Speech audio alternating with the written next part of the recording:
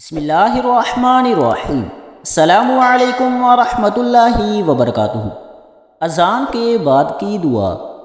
مؤذن کے اذان کا جواب دینے کے بعد نبی کریم صلی اللہ علیہ وآلہ وسلم پر درود شریف پڑھیں، پھر یہ دعا پڑھیں: اللہم رب هذه الدعوة التامة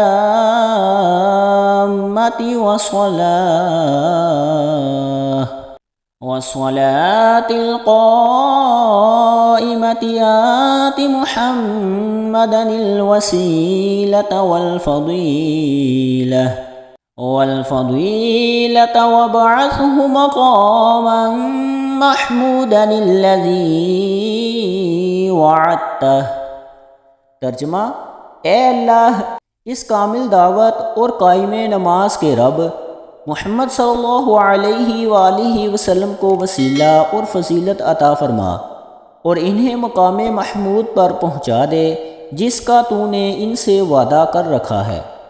رسول اللہ صلی اللہ علیہ وآلہ وسلم نے فرمایا، جب مؤذن کی اذان سنو تو تم وہی کہو جو مؤذن کہتا ہے، پھر مجھ پر درود پڑھو، کیونکہ جو کوئی مجھ پر ایک مرتبہ درود پڑھتا ہے تو اللہ اس پر اپنی 10 رحمتیں نازل فرماتا ہے۔